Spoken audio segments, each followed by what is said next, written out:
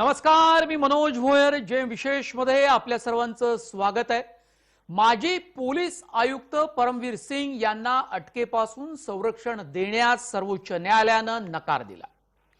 सर्वोच्च न्यायालयाचं अत्यंत वेगळं निरीक्षण आहे. न्यायालयानं साफ नकार यासाठी दिला की न्यायालय म्हणाले की आधी तुमचा पत्ता कळवा असे खडे बोल न्यायालयानं सुनावले. तर दुसरीकडे अनिल देशमुख प्रकरणावरून शरद पवारांच्या विधानावरून प्रकरण आणखी चर्चेत आलं, तापलं. देशमुखांना अडकवण्याची किंमत चुकवावी लागेल असं शरद पवार म्हणाले आणि पुन्हा एकदा राज्यामध्ये परमवीर सिंग आणि अनिल देशमुख अटक प्रकरण हे चांगलंच गाजू लागलं. राजकारणात आरोप प्रत्यारोप सुद्धा होऊ लागले. सुरुवात करूया जयम विशेषला.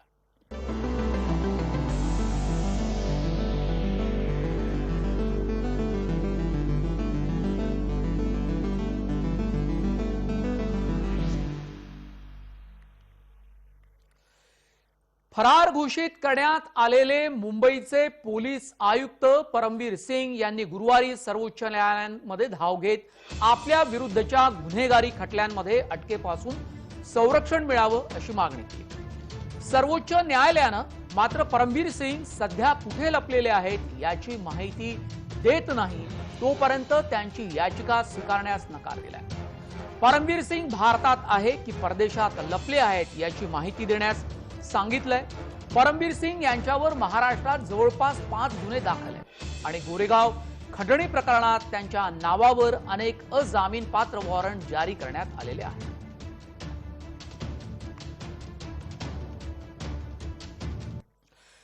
परमवीर सिंग यांच्या संदर्भामध्ये सर्वोच्च न्यायालयानं आपलं कोणतं निरीक्षण नोंदवलं आणि कोणत्या गोष्टीवर सर्वोच्च न्यायालयाला आपत्ती आहे, आक्षेप आहे तेही पाहूया. परमवीर सिंग कुठे आहेत ते तपासात सहकार्य करत नाही. ते कुठे आहेत हे आम्हाला माहित नाही, हे सर्वोच्च न्यायालयातल्या सुनावणीमधलं निरीक्षण आहे. सिंग हे एक वरिष्ठ अधिकारी आहेत आणि अशा पद्धतीनं लपल्यामुळे त्यांच्या विश्वासार्हतेला शंका निर्माण होत आहे, तडा निर्माण होतो. तुम्ही परदेशात बसून कोर्टात जात असाल याचा अर्थ कोर्टानं तुमच्या बाजूनं आदेश दिला तरच तुम्ही परत याल असं देखील असू शकतं. परमवीर सिंग सप्टेंबर 2021 पासून सापडत नाहीये. तपास यंत्रणांना ते भारतातून पळून गेले आहेत की नाही याबद्दल शंका आहे.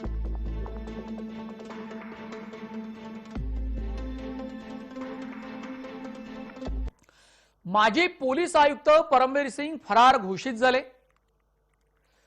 आणि या संदर्भामध्ये वेगवेगळ्या राजकीय प्रतिक्रिया सुद्धा उमटायला लागल्या.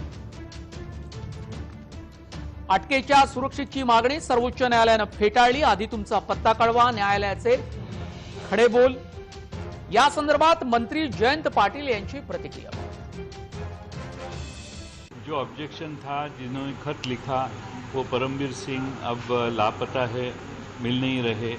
अगर कोई भाग रहा है तो उसके लेटर पे और उसके सुझाव पे अगर किसी राष्ट्रवादी में या कोई किसी भी पार्टी, राजनीतिक पार्टी में कोई 30-40 साल जिसकी करियर बन चुकी है उसको तकलीफ देना ये गलत है.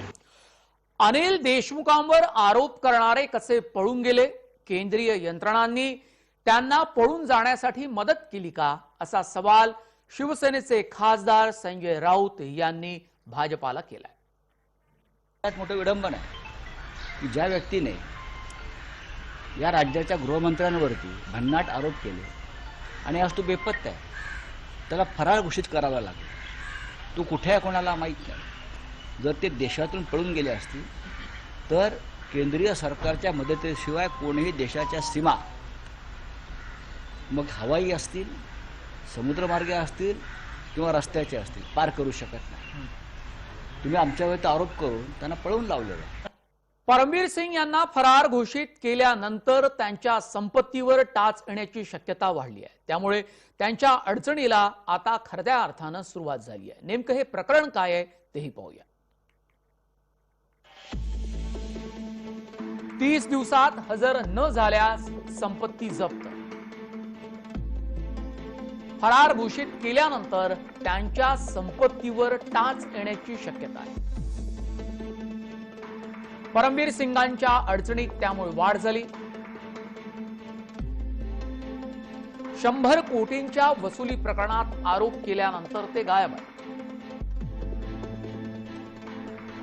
रियाज भाटी आणि विनय सिंग फरार घोषित.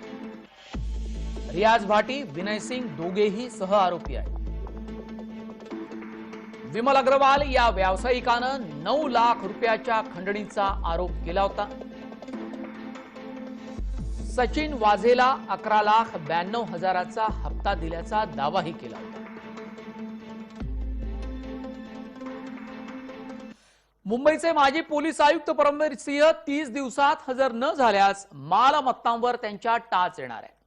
परमवीर सिंह यांच्या पंजाब, हरियाणा, महाराष्ट्रातल्या स्थावर मालमत्तेची यादी सरकारकडे नोंद आहे. पाहूया या संदर्भातला आणखी तपशील. हरियाणात फरीदाबाद इथे शेतजमीन. शेतजमिनीची किंमत 1997 साली 22 लाख रुपये इतकी आहे. जमिनीचे मालक स्वतः परमवीर सिंग आहेत. मुंबईच्या जुहू परिसरात एक त्यांच्या मालकीचा फ्लॅट आहे. 2003 साली 48.75 लाख रुपयांना तो खरेदी केला गेला. आताची त्याची किंमत 4,64,00,000 इतकी आहे. फ्लॅटमधून दरवर्षीची मिळकत 24,95,000 रुपये. नवी मुंबईमधील नेरूळ परिसरात सुद्धा त्यांचा एक फ्लॅट आहे. 2005 साली 3,60,30,000 रुपयात तो खरेदी केला. फ्लॅटमधून दरवर्षीची मिळकत 9,60,000 रुपये इतकी आहे. चंदीगडमध्ये 4 कोटी रुपयांची संपत्ती आहे. तर हरियाणात फरीदाबाद इथे त्यांची जमीन आहे आणि या जमिनीमध्ये भावांचा सुद्धा मालकी हक्क आहे.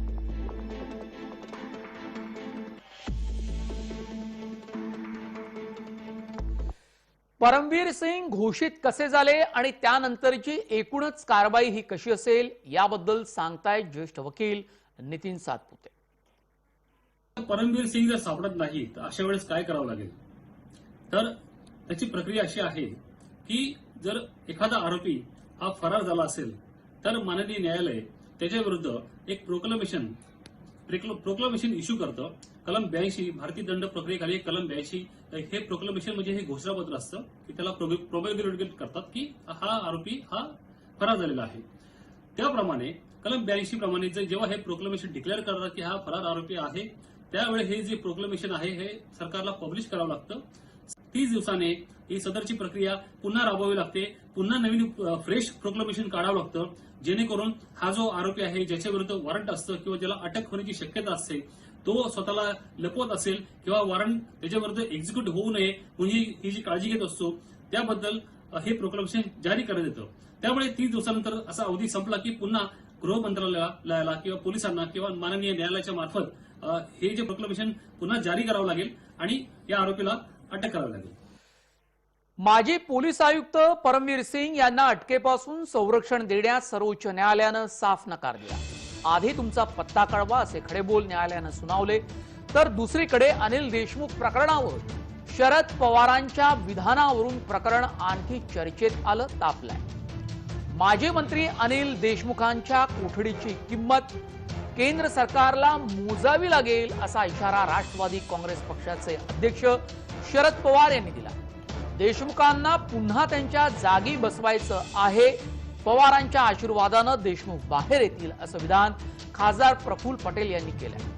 4 दिवस विदर्भाच्या दौऱ्यावर असतानाच शरद पवार यांनी हे वक्तव्य केलं आहे आणि तेही खास करून नागपुरात.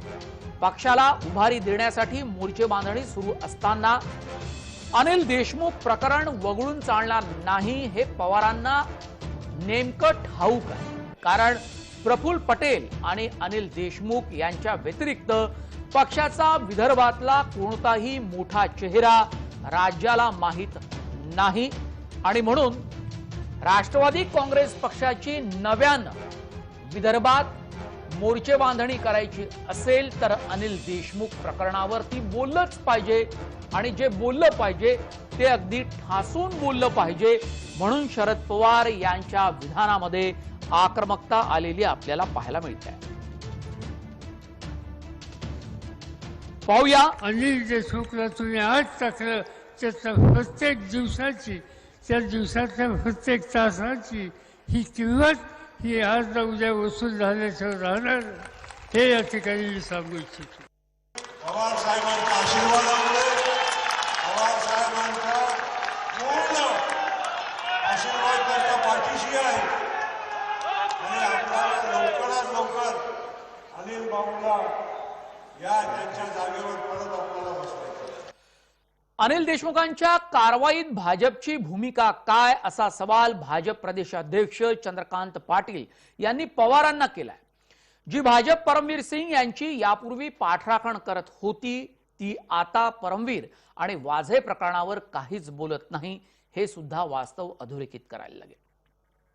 अनिल देशमुखांची कारवाई असेल किंवा मग अनिल परवानवरची ईडी इन्क्वायरी असेल, अजित पवारांच्या नातेवाईकांवर इन्कम टॅक्सच्या धाडी असतील, त्याच्यामध्ये भारतीय जनता पार्टीची काय भूमिका आहे? तुम्हाला भारतीय घटनाच मान्य नाही का? 26 तारखेला भारतीय घटना दिन आहे, पण तो तुम्ही साजराच करू नका, कारण भारतीय घटनेप्रमाणे ह्या सगळ्या संस्था, सगळ्या तपास यंत्रणा या स्वायत्त आहेत.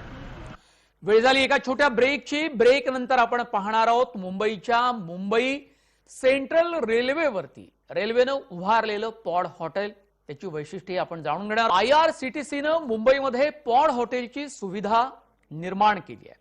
भारतीय रेल्वेच्या सहकार्यानं IRCTCनं ही सेवा मुंबई सेंट्रल रेल्वे स्थानकावर सुरू केली आहे. त्याची ही दृश्य आधी पहा.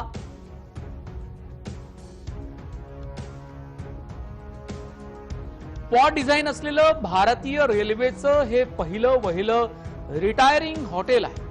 भारतीय रेल्वे क्षेत्रातील हा पहिलाच प्रयोग आहे. तो मुंबई सेंट्रल रेल्वे स्थानकावर राबवला जातो. पॉड हॉटेलची ही सुविधा मुंबईतील सेंट्रल रेल्वे स्थानकावरील पहिल्या माळ्यावर करण्यात आलेली आहे.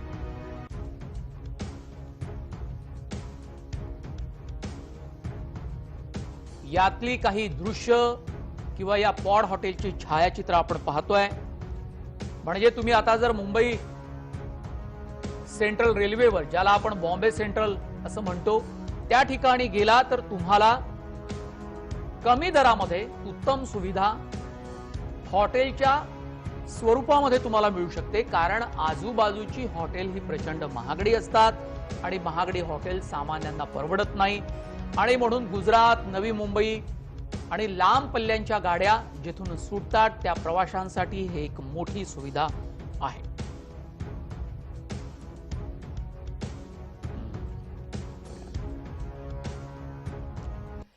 या पॉड हॉटेलची नेमकी वैशिष्ट्य काय आहे तीही पाहूया आपण ग्राफिकच्या माध्यमातून. पॉड हॉटेल जवळपास 3000 चौरस फुटांमध्ये पसरलेलं आहे. महागड्या हॉटेल न परवडणाऱ्यांसाठी ही सुविधा. पॉड हॉटेलची रचना एका कॅप्सूल हॉटेल प्रमाणे केली आहे. पॉड हॉटेलमध्ये free wifi, luggage room, toiletries, shower room, washroom उपलब्ध करून देण्यात आले. 12 तासांसाठी 999 रुपये प्रति व्यक्ती भाडं असणार आहे. 24 तासांसाठी प्रति व्यक्ती 1999 रुपये भाडं आकारण्यात येईल.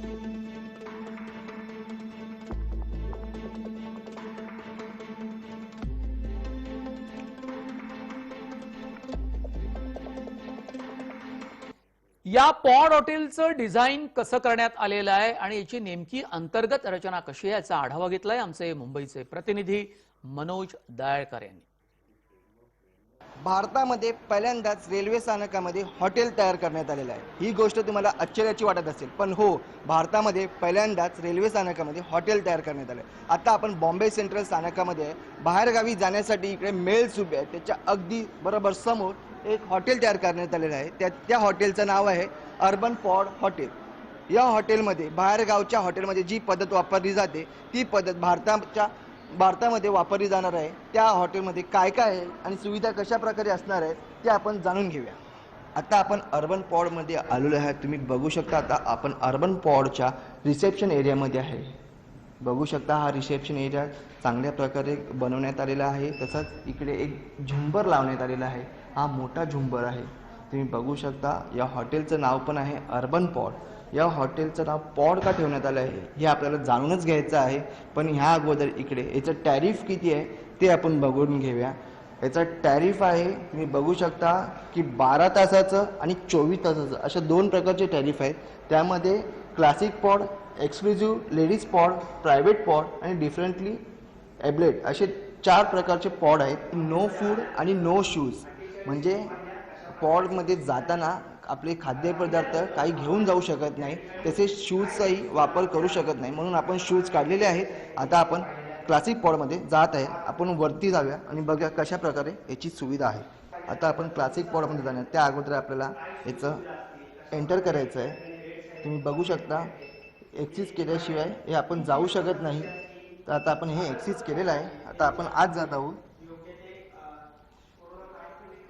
हा इकडचा आता हे लॉन एरिया आहे. तिकडे पब्लिक बसू शकतात, बोलू शकतात. बघू शकता हा किती मोठा लॉन एरिया आहे. आता आपण हे पॉन्डमध्ये आलेलो आहोत. तुम्ही बघू शकता हे लाईनीमध्ये 12 पॉन्ड आहेत. याचे हे बघू शकता कारण की ही पद्धत पहिली जपानमध्ये केलेली होती. पॉन्ड म्हणजे काय? पॉन्ड म्हणजे छोट्याशा जागेमध्ये जास्तीत जास्त लोक राहू शकतात. मस्तपैकी बसू शकतो, झोपू शकतो. तर तुम्ही बघू शकता हे आता बंद केल्यानंतर पूर्णपणे ह्याला लॉकची सिस्टम आहे म्हणून सिक्युरिटी हे चांगल्या प्रकारे करण्यात आली आहे. म्हणजे हे कोणी उघडू शकत नाही. एक्सेस शिवाय ह्याला कोणी हात लावू शकत नाही. त्यामुळे एक्सेस आपल्या बरोबर पाहिजे म्हणजे आपण कुठेही बाहेर जाऊन येऊ शकतो आणि आपल्याला कसली चिंता राहणार नाही की आपलं सामान आणि हे कुठे काही जाण्याची. इकडे बघू शकता की लेडीजसाठी हे पॉड आहेत. 1 2 3 4 5 7 पॉड आहेत. हे लेडीजसाठी 7 पॉड आहेत. हे फक्त पॉड आहेत आणि हे फक्त इकडे लेडीजच राहू शकतात. बाकी इकडे कोणीही नाही हे करू शकत. आता आपण विकलांगच्या रूममध्ये जाऊन येऊया. बघूया तिकडे काय फॅसिलिटी देण्यात आलेली आहे. बघू शकता ही विकलांग लोकांसाठी रूम बनवण्यात आलेली आहे. फक्त इकडे पॉड नसून एक रूम आहे आणि एक फक्त मोठी गादी ठेवण्यात आलेली आहे. बघू शकता. तसेच यांना एक लॉकर देण्यात आलेला आहे इकडे जिकडे आपण आपल्या वस्तू ठेवू शकतो. आता आपण फॅमिली पॉडमध्ये आलेलो आहे. तुम्ही बघू शकता इकडे 4 पॉड आहेत. जे एका पॉडमध्ये फक्त एकच व्यक्ती राहू शकतो असे त्यासाठी हे 4 पॉड ठेवण्यात आलेले आहेत. तुम्ही बघू शकता की 1 2 3 म्हणजे समोरासमोर आहेत म्हणजे आपण हे ओपन करून हे बोलू शकतो. हे बघू शकता तुम्ही 4 पॉड बनवण्यात आलेले आहेत फॅमिली. आता आपण हे प्रायव्हेट पॉडमध्ये आलेले आहे. याची जराशी कॉस्टिंग जास्त आहे पण ह्या प्रायव्हेट पॉडमध्ये काय आहे ते आपण जाणून घेऊया. आपण बघू शकता की आपण हे प्रायव्हेट पॉडमध्ये जराशी जागा मोठी आहे म्हणजे तिकडे आपण आपलं सामान ठेवू शकतो. तसं हा एक पॉड बघू शकता पॉड आहे. इकडे टीव्ही लावण्यात आलेले आहे. आपल्याला मनोरंजन बघायचं असेल काही कंटाळा असेल तर आपण टीव्ही लावू शकतो. तसंच तिकडे लॉकर देण्यात आलेला आहे. आरसा देण्यात आलेला आहे. तसंच चार्जिंग पॉईंट सर्व काही USB आहे ते सर्व. तसंच एक मधला बटन देण्यात आलेला आहे डोर लॉकचा ते तुम्ही बघू शकता. त्याच्याने आपण डोर लॉक करू शकतो, ओपन करू शकतो. आता आपण कॉमन बाथरूम बघूया कारण की सर्व पॉड म्हणजे क्लासिक असेल लेडीजसाठी वेगळं असेल तसेच हे प्रायव्हेटसाठी काय बाथरूमची सुविधा ते आपण बघूया. तर हे आहे बाथरूम सेशन तुम्ही बघू शकता. हे आहे वॉश बेसिन. इकडे हात धुवू शकतो. इकडे हँड वॉश आहे. सर्व काही चांगल्या पद्धतीचं आहे. चांगलं हे ते केलेलं हे बाथरूम आहे. आपण हे बाथरूम पण बघू शकता की इकडे चांगली सुविधा केलेली आहे. आंघोळीसाठी, हात धुण्यासाठी, वॉशरूमसाठी सर्व तुम्ही बघू शकता. इकडे म्हणजे जे बाहेर मोठ्या मोठ्या हॉटेलमध्ये जसं असतं तसंच इकडे सर्व सुविधा आहेत म्हणून सर्व लोकांना इकडे आनंद वाटेल असं तुम्ही बघू शकता. इकडे पण वेगळ्या फ्रेम्स लावण्यात आलेल्या आहेत. तर ही सुविधा चांगल्या प्रकारे झाल्यास मोठमोठ्या स्टेशनमध्ये अजून ह्या हॉटेलसारखे मोठे मोठे हॉटेल्स उभारण्यात येणार आहेत रेल्वेकडून. कॅमेरा पर्सन नित्यानंद नाईकसह मनोज जायकर, जय महाराष्ट्र न्यूज, मुंबई. एसटी महामंडळाच्या कर्मचाऱ्यांचा राज्यभरामध्ये वेगवेगळ्या जिल्ह्यांमध्ये संप सुरू आहे. मात्र या एसटी महामंडळाच्या आगाराच्या अवतीभोवती छोट्या छोट्या रोजगारांवर या संपामुळे कुऱ्हाड.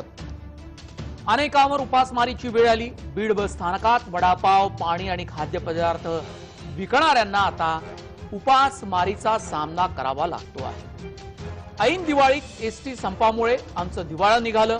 राज्य सरकारनं लवकरात लवकर एसटी बसेस सुरू कराव्यात अशी मागणी सुद्धा त्यांनी केली, जेणेकरून प्रवासी येतील आणि त्यांचा व्यवसाय पूर्वपदावर येऊ शकेल. काय म्हणणं आहे या सर्व छोट्या विक्रेत्यांचं ते पाहू. एसटीच्या संपामुळे आमचं भरपूर नुकसान झालेलं आहे. कारण पहिले 50 ते म्हणजे 40-50 बाटल्या विकायच्या, आता तेवढं पण विकत नाहीत. 20 बॉटल विकतात, आता 100 रुपये भेटते. त्याच्यात 20 बॉटल विकले तर 100 रुपये भेटतात. आता पहिलं आता 4-5 आमचे कुटुंब आहेत, ते 100 रुपयामध्ये कसं भागवायचं. पहिले 400-500 रुपये भेटायचे, आता 100 रुपये भेटतात, 100-150 रुपये भेटतात. त्याच्यातच कुटुंब भागतात आम्ही. आमची एस टी बंद झाल्यामुळे लई नुकसान व्हायला लागला. आमच्या पार्सलचं बिल सगळं आम्हाला तेच देतात. आता आम्ही काय करावा, काय खावा, आणि एस टी कधी चालू होणार कधी माहीत बी नाही. आम्ही आता सकाळपासून येऊन बसलेले, आम्हाला काय कामं धंदे काय नाही. कधी एस टी चालू होईल, कधी आमचं पोट भरावा, हे आमचे हे. आता बघा, आता लवकर से लवकर चालू व्हावा. नाशिक शहरामध्ये 80 ठिकाणांची नावं बदलण्यात येणार आहे. ज्या वस्त्यांची, कॉलनीची नावं ही जातीवाचक. राज्याच्या समाज कल्याण विभागानं वस्त्यांची जातीवाचक नावं बदलण्यासंदर्भात काढलेल्या आदेशानंतर नाशिक शहरातील वस्त्या, रस्ते, चौक अशा जवळपास 80 ठिकाणांची नावं बदलण्याचा निर्णय घेतला. पालिका आयुक्तांच्या आदेशानंतर अधिकाऱ्यांनी शहरातील कोळीवाडा, कुंभार गल्ली, तांबट लेन अशा जवळपास 80 रस्ते आणि वस्त्यांना जातीवाचक नाव असल्याचा अहवाल दिला असून आता या सर्वच भागांना नवीन नावं दिली जाणार आहे. या संदर्भात माहिती देत आहेत नाशिकचे मनपा आयुक्त कैलास जाधव. जातीवाचक नावाचा उल्लेख आहे, तर ती जातीवाचक नावं बदलून त्याच्यात चांगली आणि वेगळी नावं सुचवावी, जेणेकरून त्या वस्तीला किंवा त्या वाडीला एका विशिष्ट अँगलने पाहिले जाऊ नये. कारण पूर्वी अनेकदा असं कोळी वस्ती, भिल्लवाडा, जोशीवाडा, कुलकर्णीवाडा किंवा पाटील रोड असं त्या नावाने ओळखलं जायचं. ती 12 बलुतेदार सिस्टीमनुसार ती प्रथा होती. परंतु ती प्रथा आता आपण स्वातंत्र्यात आलो, समभाव सर्वधर्म समभाव स्वीकारला, तर त्यामुळे हे अशी जातीवाचक नावं असू नये. अनेक जण मृत्यू झाल्यानंतर देहदानाचा संकल्प करतात, मात्र प्रत्यक्षात जेव्हा वेळ येते त्यावेळी मात्र कुटुंब मृतदेह दान करण्यास टाळाटाळ करतात किंवा नकार देतात. मात्र कमलचंद पुखराज कुचेरीच्या यांनी देहदानाचा संकल्प केला होता. वयाच्या 74व्या वर्षी त्यांची प्राणज्योत मावळली. त्यावेळी कुचेरी या परिवारानं वडिलांनी केलेली कल्पना ही जी संकल्प त्यांनी केला होता तो पूर्ण केला.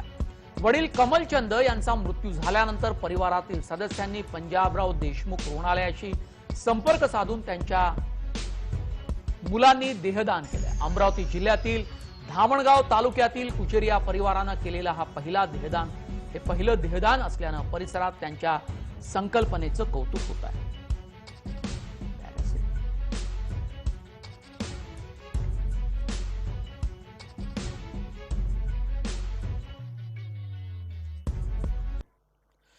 वेळ झाली जय विशेष मध्ये इथेच थांबण्याची. आपण पाहत रहा जय महाराष्ट्र.